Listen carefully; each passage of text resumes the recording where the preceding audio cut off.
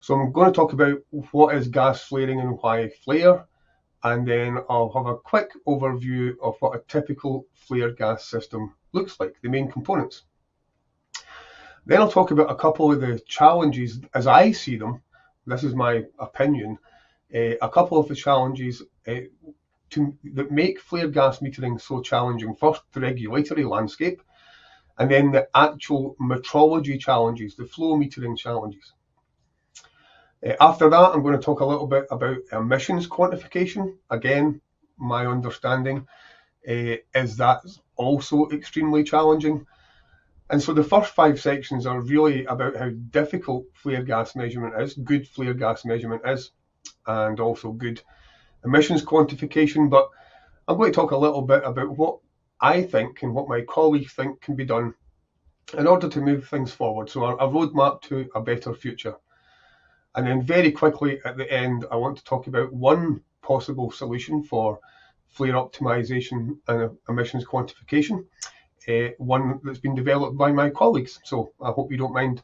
Just literally a couple of slides at the end. I'm extremely impressed with the work that my colleagues have done. Okay, so what is gas flaring and why flare? Well, we probably know this if we've signed up for the webinar. Gas flaring is the burning of natural gas that comes along with oil and gas production. It's been around since the beginning of hydrocarbon production, pretty much 160 years, 200 years, depends how far you want to look back. And there are several reasons for gas flaring, and I'll just focus on a couple of them. As always, there's economic reasons. For example, you're producing hydrocarbons in a remote location, and you literally can't do anything with it. You don't have anywhere to any pipelines to put it in, to transport it to where it can be processed and used. So you have no option but to flare the gas. And that's clearly very wasteful. But there are other reasons. For example, you might want to re-inject the gas back into the reservoir in order to produce more crude oil. But the geology prohibits that. The next reason, and I think probably the most important reason for flaring, is safety. If something goes wrong, as unfortunately it sometimes does, it's essential to make sure that we can get rid of the pressurized hydrocarbons safely and quickly. And just my opinion, that as operators around the world, producers, develop emissions reduction plans, to me, it's important not to lose sight of this essential flaring function. There are still men and women out there working on platforms and FPSOs 24/7. The flare is primarily there to keep them safe. However, things are changing. Regardless, flaring is undeniably wasteful, and it's hard to argue that it's not damaging. For example, last year, the World Bank, we'll talk more about them later, they have a gas flaring tracker report, and they said 357 million tonnes of CO2 equivalent, of which 42 million tonnes was methane, was emitted into the atmosphere. Now that could be used for heating people's houses, so it is undeniably a wasteful activity. Now, there are different kinds of gas flaring, and it depends who you ask, but what I've done here is just to focus on the NSTA, the UK regulator for measurement, and the World Bank, and the NSTA have aligned their flaring categories with the World Bank. So for example, routine flaring, and I'll just go through these quickly. The most common one there is gas disposal on facilities that don't have an export route. We're very lucky, if you like, my part of the world, the North Sea. There are pipelines crisscrossing the North Sea from Norway to the UK, from the UK to France and Belgium. So there's usually always a gas transport route. So routine flaring is getting rarer in this world area. And it's maybe worth recognising that if someone wants to reduce their routine flaring, they're likely to have to modify their facilities. And that's expensive, that's not easy, it's not always possible. Category B, Non-routine flaring, well, again, this time it's something like a planned blowdown to facilitate plant maintenance, or a faulty instrument leading to a spurious depressurization. So non-routine flaring, more often than not, reductions in non-routine flaring can be brought about just through operational changes and optimization. For example, planned blowdowns to facilitate plant maintenance. Well, you maybe could consider a more condition-based approach to maintenance to reduce the number of planned blowdowns. If you have a spurious activation of a depressurized system, an instrument fault, maybe you want to look at that instrument and see if there's a more reliable thing. So basically, category B, non-routine flaring can usually be reduced simply by means of operational optimization. And then we have category C, safety flaring, and this is the one that we're probably most familiar with, the emergency disposal and the gas streams required specifically for the safety critical equipment. And that's, a depressurization event. Something happens, the safety systems on the platform or the FPSO are not happy, so all the gas is sent to the flare.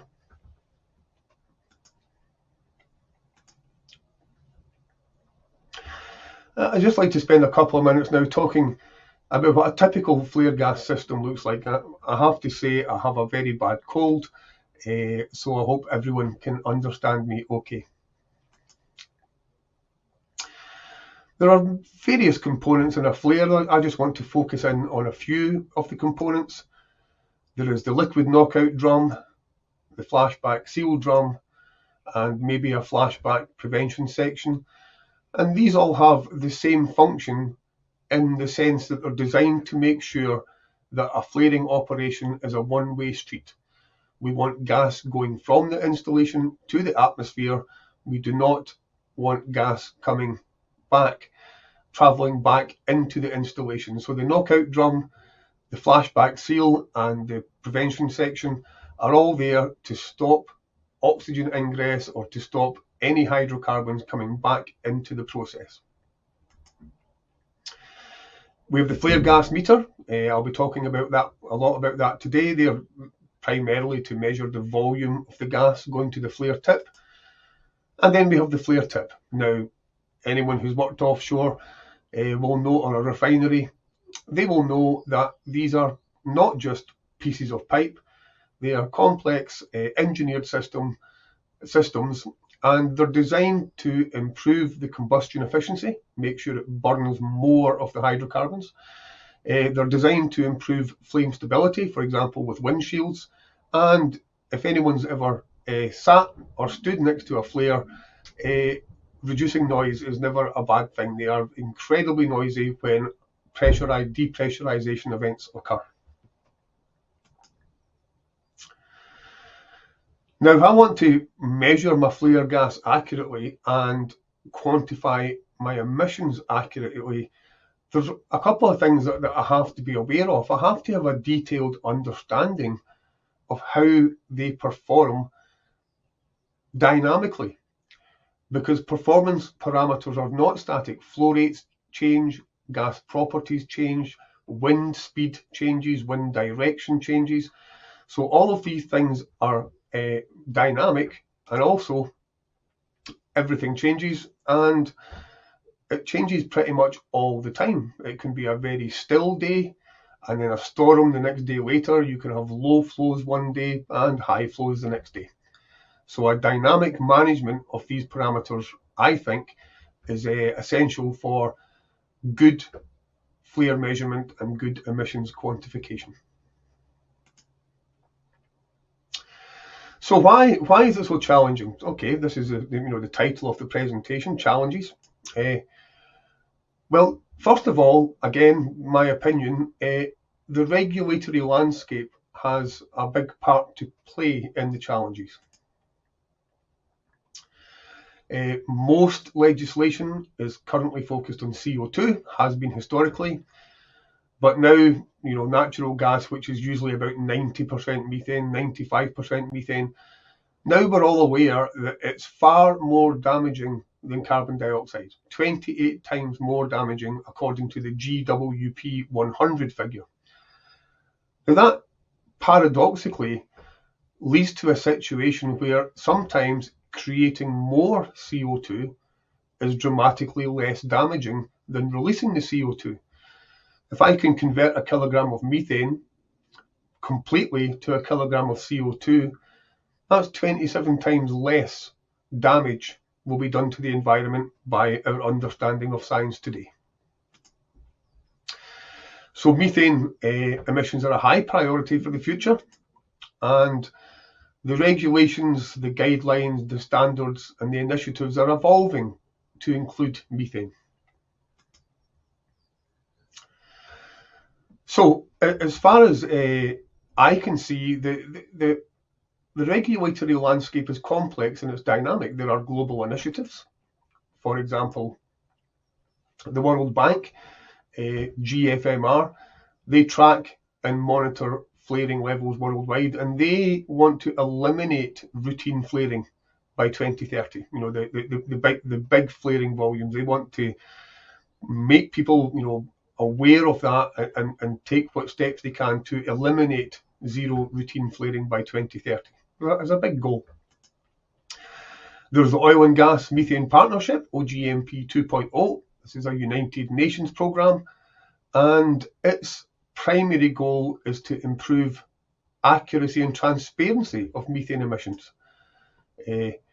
So it is a measurement-based reporting framework, and it is designed for the oil and gas industry. And, you know, I'm all for that. You know, on the right-hand side there, you can see that more than 130 companies, this is just a small sample, from more than 70 countries have signed up for OGMP2.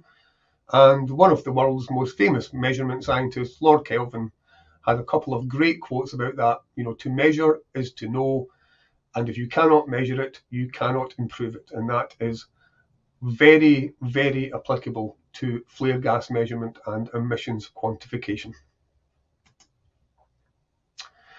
So there's more global initiatives. You know, there's the IOGP providing guidelines. There is IPECA.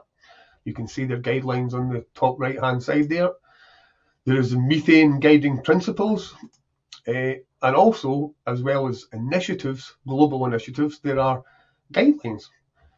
For example, the Energy Institute is currently in the process of updating HM58 to focus more on emissions. And then there are standards that we all use in, you know, oil and gas measurement on a daily basis. And there's work going on both at national level, for example, BSI in the UK, and also at international level, ISO and also API, to update flaring standards to assist operators and producers comply with all of this new legislation. There are regulators in the USA. It will be the EPA. I'm just giving some examples here. In the EU, it's the EEA, and where I live in the UK, we have, you know, several government bodies. The NSTA, the Environment Agency, OPRED, who are part of the Department for Energy Security and Net Zero. All of these people are all working, you know, with industry to try and make the regulations fit for the future. So for me, the first challenge in flare gas metering and emissions quantification it's really complicated. It's really complicated, and these are changing all the time.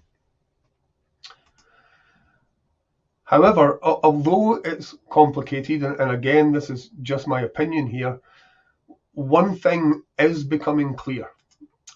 If you emit greenhouse gases, methane, CO2, you will pay for that.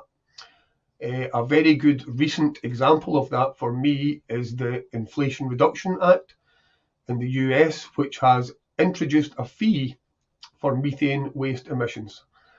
This year it's $900 per metric ton, and that's going to rise to $1,500 per metric ton. And I think, you know, the logic in that is based on the global warming potential of methane. So it's like 25 times more than carbon dioxide, roughly. So methane will cost 25 times more than CO2. So there's a real financial incentive there for any methane producers to reduce as far as possible the amount of methane that they're emitting as part of their operations. I think it's fair to say that the accurate flare metering and accurate emissions quantification has never been more important. Okay, so we talked about the regulatory landscape being challenging, but there's also the flow measurement challenges, and there's several of these that I think are worth highlighting. Bear in mind that in most world areas, we are looking for a meter uncertainty of less than 7.5%, sometimes even 5%, in the mass or standard volume uncertainty of the flare gas meter, or the flare gas metering.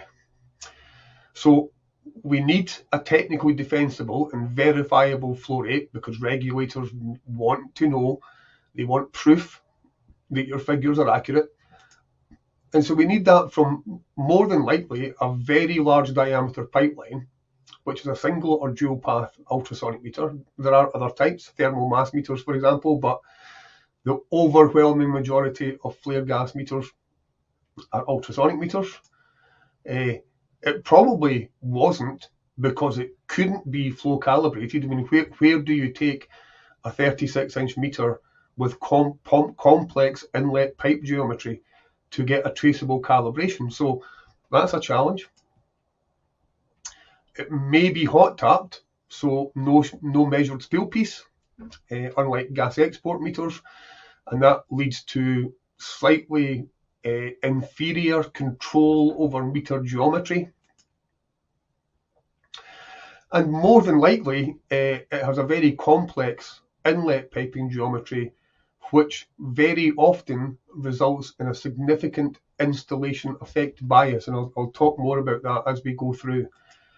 It's probably operating with no live gas composition.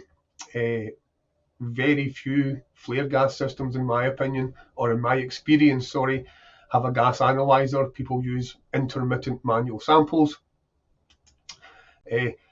And it's almost certainly running a proprietary calculation, and that's fine. The ultrasonic vendors have put a lot of research money and time into developing a proprietary calculation. But if you're a regulator, well, that's a challenge to verify it. Again, this is for not every flare. Some are more modern than others, but in many cases, the ones that have been in service for 10, 20, 30, 40 years, they may well have a signal being output on a 4 to 20 milliamp loop with a huge rangeability from the highest flow to the maximum flow. And again, that is a flow measurement challenge.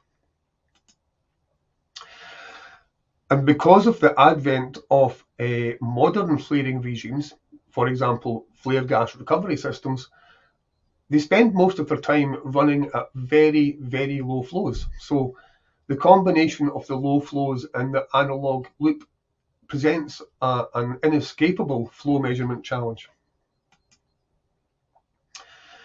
If I look here, this is anonymized data from a platform with a flare gas recovery system. And you can see there that on the right-hand side, the LP flare spends 98% of its time flowing at less than 0.7 meters per second.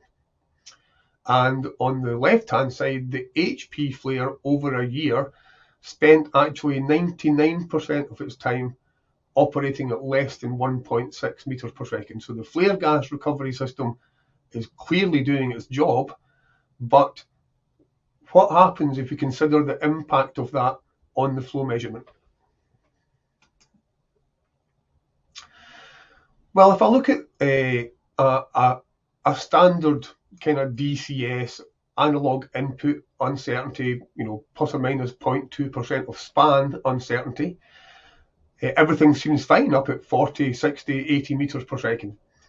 And also, if I take a perfectly good ultrasonic flare gas meter, and that if that has a stated uncertainty, an absolute uncertainty figure of plus or minus 0.1 meters per second, again, everything is fine up at 40, 60, 80 or 100, but we're not operating there anymore, especially if we have a flaring reduction initiative in place.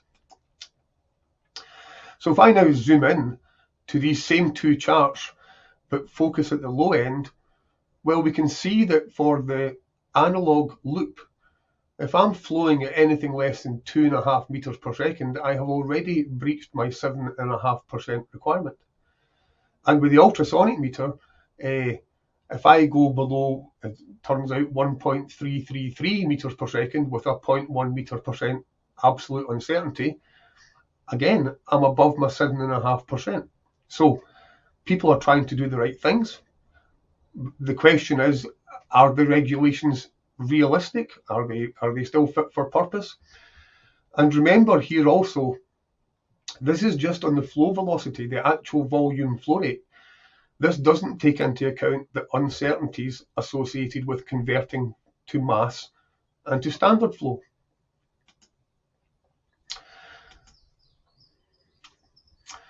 So low flow is a challenge.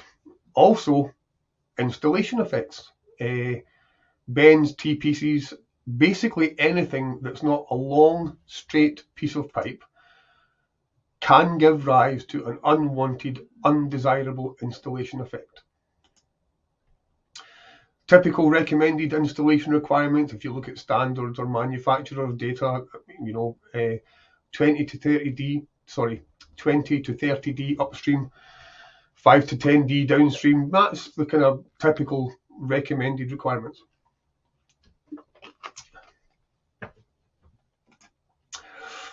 And that's because the meters want a fully developed symmetrical flow profile. The calculations built into the flare gas meter flow transmitters are expecting a fully developed symmetrical flow profile. Now the question is, are these installations adequate? And I think clearly I'm going to tell you the answer is not always. And we look into that. So there's again, this is all anonymized real life flare data. We can see there from the CFD model that the out of plane bend, or the two out of plane bends, is producing significant swirl. If I put my transducers where the line shows down the bottom there, I am clearly overreading.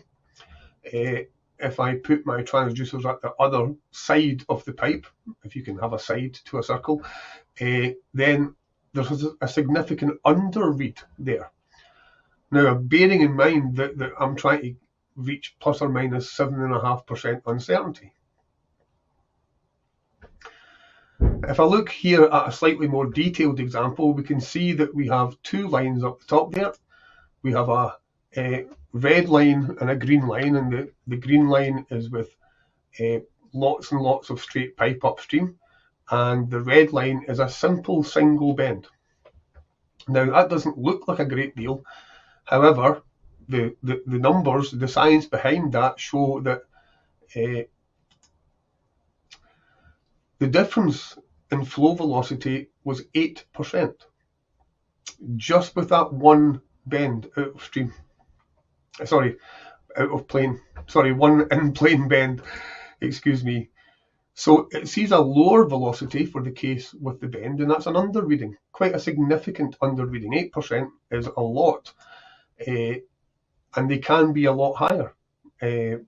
My colleagues have done lots of very good work which demonstrates that these uncertainties can be double figures, 10, 20, 30%. And interestingly, most of the work that we have done shows that they are more likely to overread than to underread. Now, both have financial and safety implications. So we have a bias of 8%. We're looking for an uncertainty of 7.5% or less. And the question is, can I operate my flare safely if my readings are out by 10, 15, 20% in either direction? I think that's something that the industry needs to consider as we move towards lower and lower flare gas velocities. And of course, I mentioned earlier proprietary calculations. I have no personal issue with proprietary calculations. They're tremendous pieces of work, but they are difficult to independently verify. By their very nature, there is no details of the calculation. It is the intellectual property of the flare gas manufacturer. They rarely have any gas composition knowledge, and assumptions are made, about molecular weight, density, viscosity, and how all these gas properties interrelate with each other. And also, because things are proprietary, there's no clear understanding, to me anyway, I'm happy to be proved wrong, on how correction factors are calculated and applied. So, for example, if I'm applying a Reynolds number based calculation, but I'm making assumptions about density, compressibility, viscosity, well, how accurate is the Reynolds number? That I'm applying my correction factor to. If I'm applying the wrong correction factor, that's never going to be good for the uncertainty of the meter. And again, this is just an opinion, ladies and gents. My background is in, fiscal measurement, and that sort of, that lack of detail would never make it past a regulator if that was a gas export system or an oil offload system. And I'm just wondering if in the future it's going to be the case that regulators all around the world are going to be a little bit harder on these proprietary calculations because it's not verifiable, it's not traceable.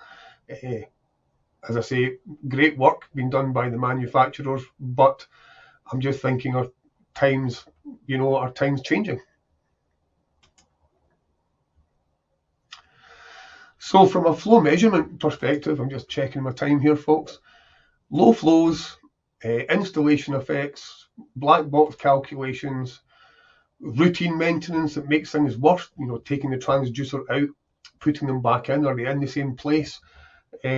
All of these things, in my opinion, make the deriving traceable single figure flow rate uncertainties from a typical flare gas meter extremely challenging. I'm not saying it can't be done, but there's a lot there to consider. But let's assume just now, just for the sake of argument, that we get the meter absolutely, fiscal level uncertainty. So, we've managed to, by whatever way, whatever methodology, we've managed to get it, reading 1 or 2%, just for the sake of argument.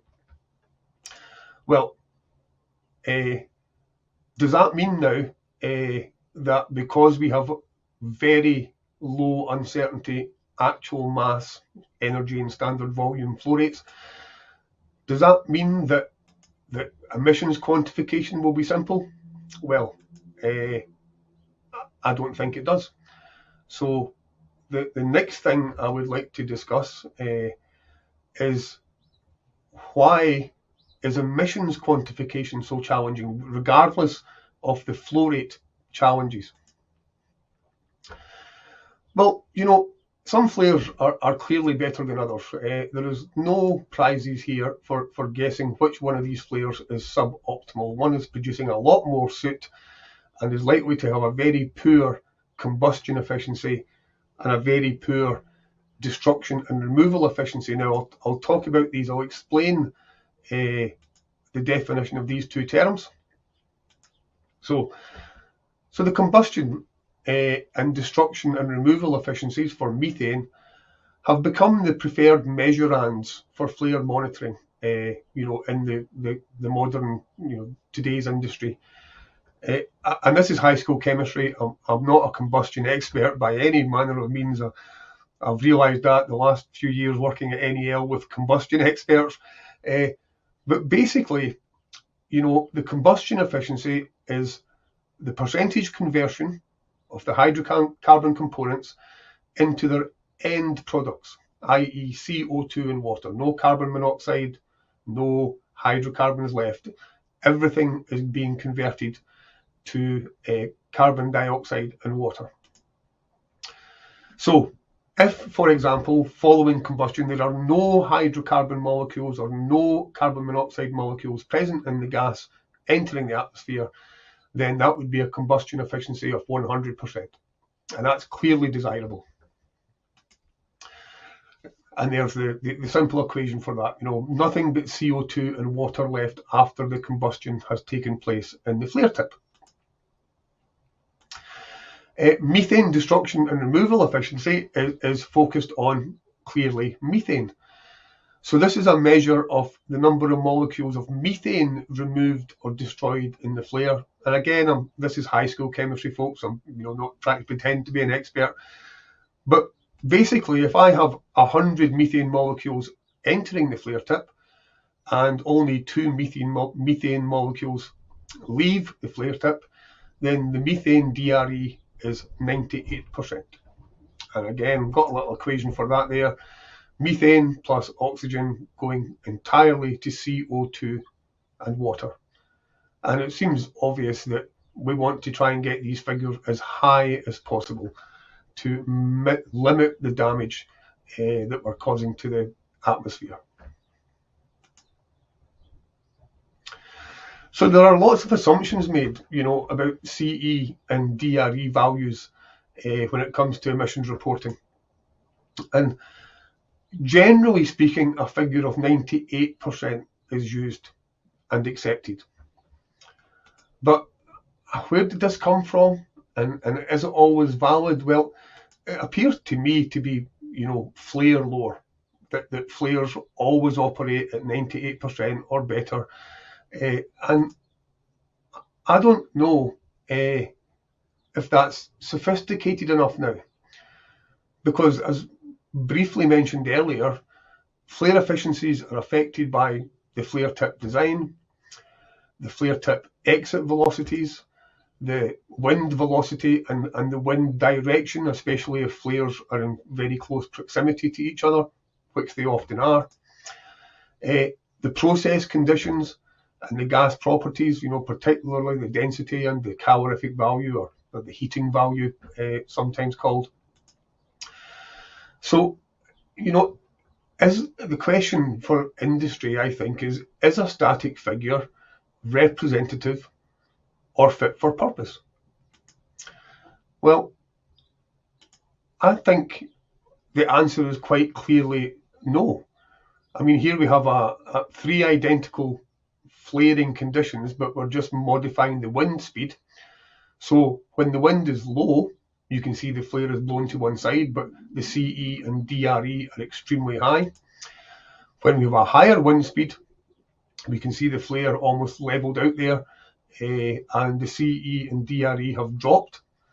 And then when we have a very high wind speed or a significantly higher wind speed, the CE is now below 98% and the DRE is just above 98%.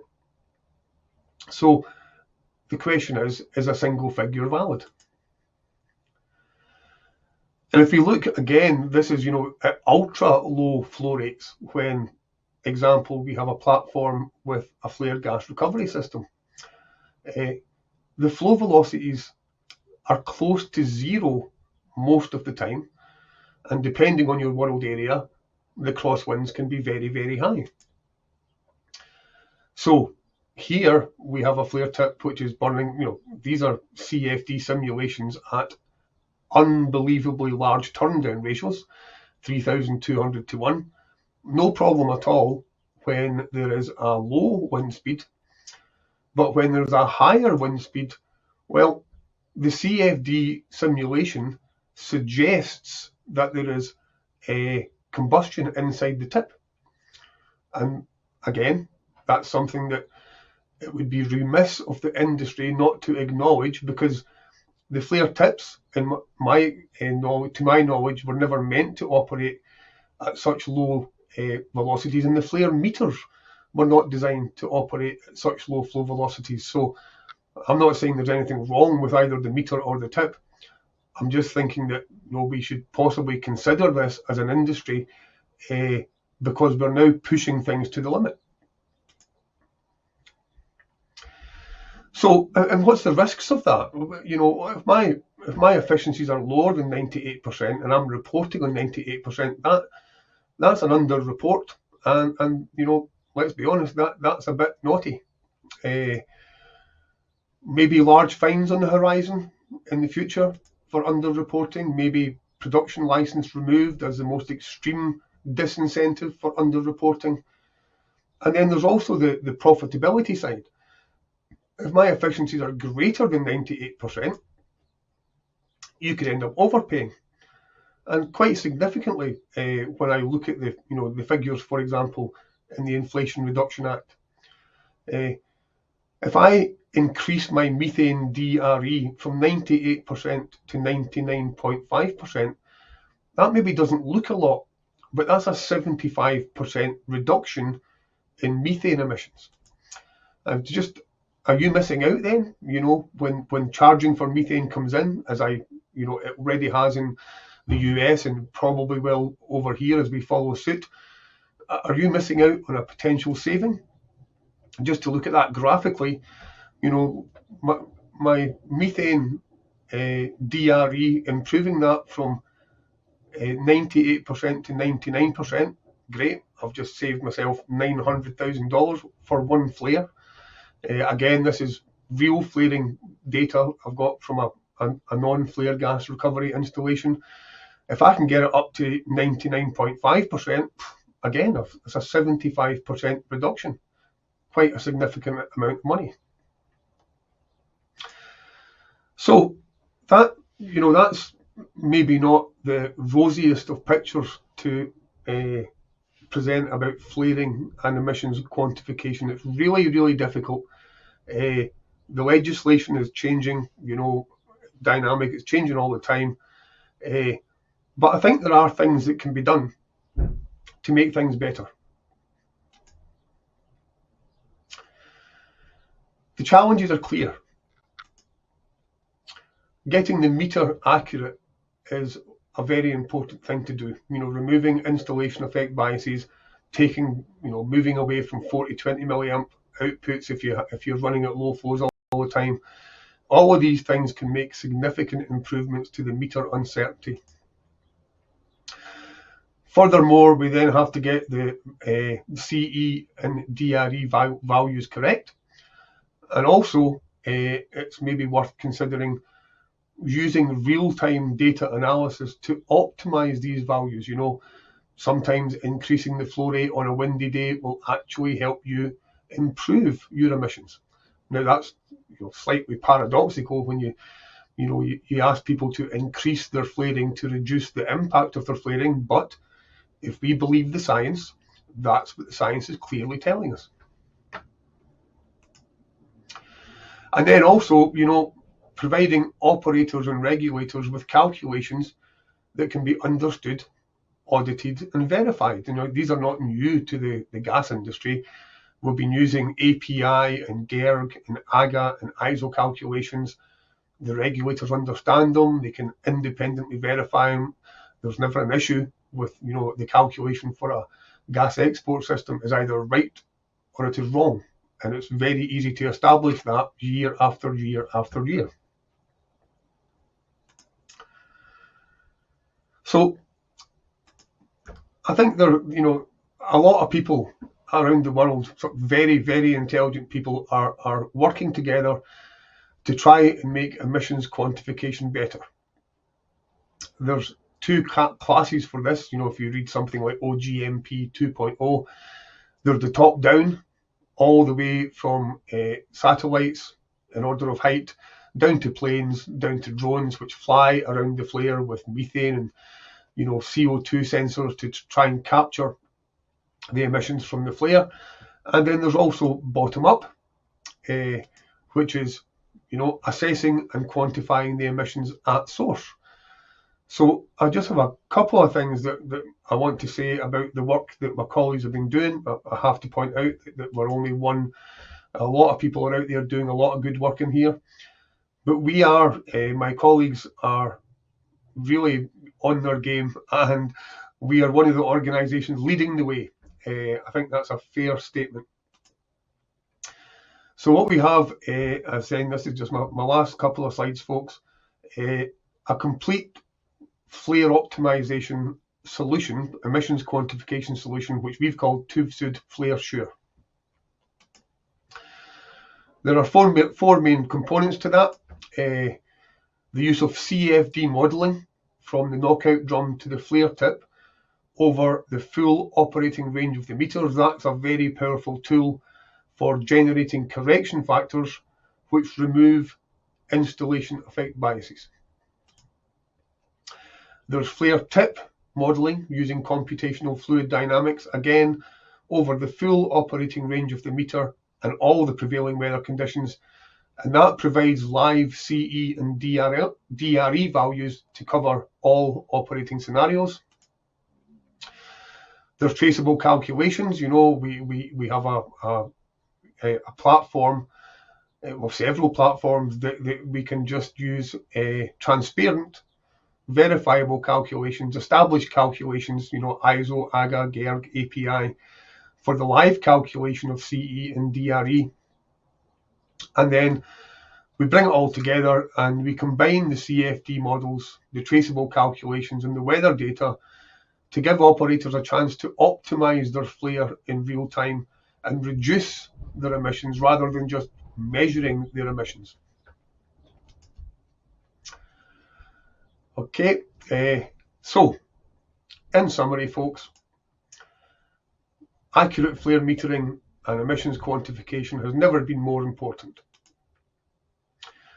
But achieving accurate flare metering and emissions quantification, hopefully I've demonstrated, is extremely challenging. However, improvements are possible. One possible solution out of many which exist is the work done by my colleagues, where we use CFD modelling to model the system. We calculate flow rates and emissions using internationally accepted calculations. These allow us to calculate live CE and live methane DRE values. It provides live uncertainty data where metrologists are reading a measurement without an uncertainty is meaningless, and also can give information on how to optimize flare efficiency and safety in real time. You know, if sometimes that's paradoxical, you have to flare more to get your CE and DRE up, then that's what it is. And there's multiple deployment options available for this. The cloud, dedicated hardware, or software only. And of course, the reason for this and any other emissions quantification endeavours out there is to improve emissions management, reduce the financial exposure, which I think will come as regulations harmonise and align, possibly in line with the EPA, you know, Inflation Reduction Act. That improves an operator's CSR, corporate social responsibility, and ultimately leads to fewer greenhouse gas emissions. We will probably be announcing a TÜV-SÜD Flare Sure webinar soon, so I can talk about that in more detail, but you know, not take up the time on a government-funded presentation. 3 final slides, folks, if you can bear with me before I answer any questions. In October, we will be hosting the Global Flow Measurement Workshop in Aberdeen, the 22nd to 24th. I would highly recommend that you take advantage of the early bird rate, or if you're new to fluid flow measurement, there's the early career delegate rate, which includes half a day. For those that are new, half a day's training, unfortunately by me, for those that are new to flow measurement. And then, of course, after the 31st of July, there's standard delegate tickets. I don't think it's an exaggeration to say that it's, you know, one of the world's premier flow measurement events. Really high quality technical presentations, lots of opportunities for promotion, and fantastic networking opportunities. So when you get the link down the bottom there, please do go ahead and register. I've been a few times now, and it's a fantastic event. Also coming up later on in this, next month, we are at All Energy. We have 2 booths at All Energy. You can come to R31 and meet our team and discuss the various services that we offer. I've been speaking today about hydrocarbons, but we are really heavily involved with things like CCUS, fluid properties, hydrogen, electrolyzers. So there's a whole other area that my colleagues are involved in. And again, I would recommend going along to the event and having a chat with them about what we do. And then in booth R15, we're going to be taking up our portable measurement standard for hydrogen refueling stations.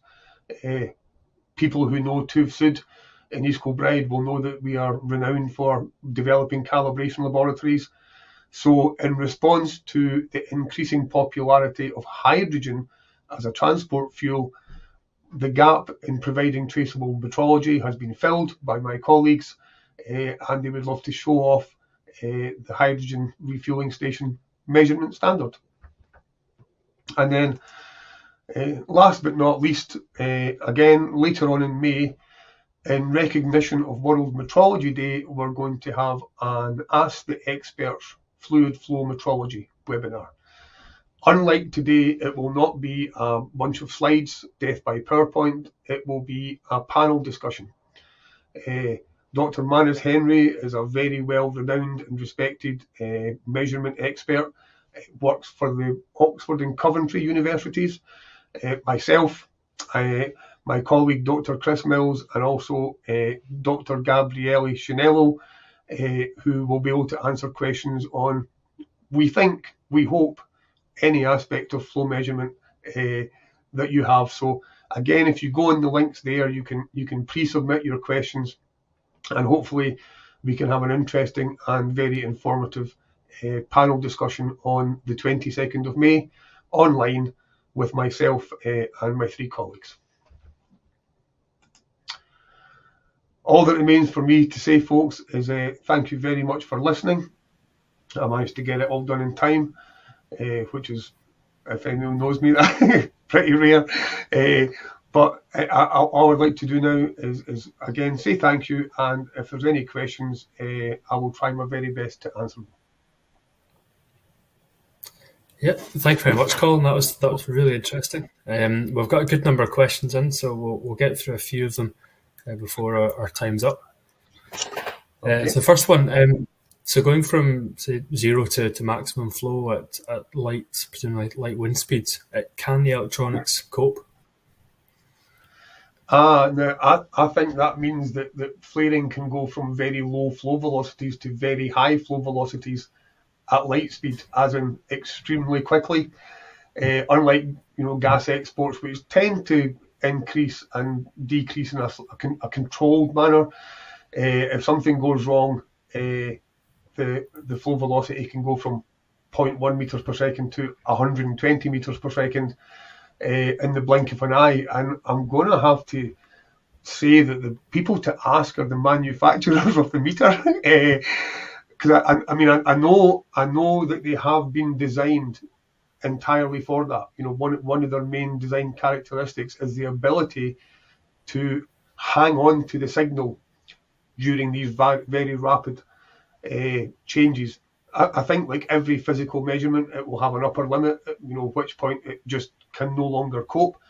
But I think the Abels and the Fluentas and the Baker Hughes and the Seeks of the world, these guys know what they're doing. So they've designed these meters to behave as as best as physics allows during these extreme rapid transients and flow conditions.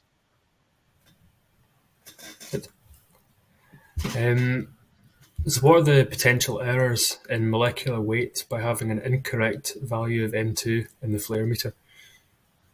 Okay. I think it can be significant, Russell. Because nitrogen is used for purging, then some vendors have decided it is a good idea to be able to manually enter your percentage composition of nitrogen because you don't have a gas analyzer, and I think it's got a molecular weight very similar to methane. So you want it to know that the speed of sound and the density are taking into account this, this presence of nitrogen. And this is going to sound like a really bad answer, but it depends how far out you are. If your methane content is 6.6% and you've entered in 6.7%, yeah, that's pretty good, If your methane content is 6.6% and you put in that there's 35% nitrogen, then I think that would probably take your uncertainty budget out the window. Yeah. So significant is my one-word answer to that. Potentially significant. Potentially significant. That's good. Well, I've got a number of questions about the flow meters that we could use in this, and asking about what the main points comparing ultrasonics and thermal mass flow metering technology. As far as I can make out, the one overriding advantage that ultrasonic meters have is their high turn-down ratio. That's my understanding. I have very little exposure to thermal mass meters. I know the theory of how they work, by the flowing gas taking heat away. But my understanding is that, a good technology as they are, they just don't have the same ability to measure from very, very low flows up to very, very high flows. If we have any engineers from thermal mass meter manufacturers on the call, I'm pretty sure I'll get an email to tell me that's not the case, because my email is on the screen there. So that's my understanding, Russell, is that it's the turn down ratio is the key. Yeah. That's good. And then, so by standard, is CFD calculation and uncertainty calculation required to operate ultrasonic flare meters? Yeah, that is a good question, actually, because by standards, I don't think it is. I don't think there's any current standards out there. And again, if I'm wrong, people can please do email me. I don't think there's anything in the standard that says if you're using CFD, you have to put in an uncertainty for the CFD. But it's very clear that if you are using CFD, that you should incorporate an uncertainty for the CFD, because it's the same as the contribution from the pressure transmitter, the temperature transmitter, the actual meter itself. If it's contributing to the overall uncertainty in actual volume flow, then it should be included. And I think, I think it is a very good question, because I think that the legislation is going to have to evolve to incorporate that. As I mentioned earlier, there is literally nowhere in the world that you can go and take a 36-inch meter or even an 18-inch flare meter with masses of complex piping geometry and flow calibrate that. I mean, there literally isn't room in the calibration labs. You look after a gas flow facility, mate. You couldn't get 9 bends in there. We literally don't have room. And even maybe some of the bigger ones like Advantica, that's outdoors. That's an expensive thing to do, is to take 7, 8, 9 bends.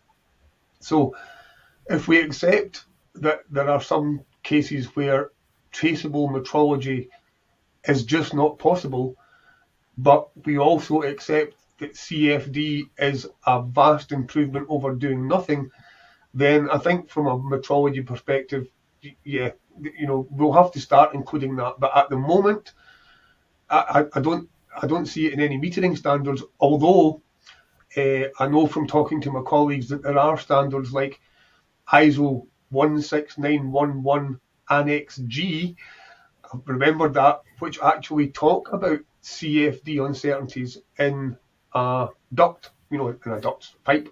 So, there are standards out there, but they don't seem to be currently merged with the measurement standards, if that makes sense. So yeah, definitely still a lot of work to do, and the traceability of these measurements is seems to be quite a big issue. Yeah. Well, again, I totally agree, Russell. I mean, it's just the technology is now, there's been a lot demanded of the technology that no one could foresee. I mean, as you mentioned at the start, I've been doing this for 30 years. And nobody was talking about methane DRE or flare tip efficiency. We just weren't. So there's no fault here. There's no blame here. But legislation is changing, and the industry will have to adapt to that. Yep. Brilliant. Well, I think that's probably a good point to leave it. We've got a few questions asking about flare shear, which I think to answer those, you're probably better getting in touch directly with Colin or John. Them offline. Thanks. If you have any more questions, you can emails on screen there or info.uk@2sud.com. If you have any training needs, then get in touch. And thank you for attending this webinar, where you can get 10% off all trainings with the code webinar10. And from myself, Colin, and everyone at 2SUD, thank you for joining us, and have a great rest of your day.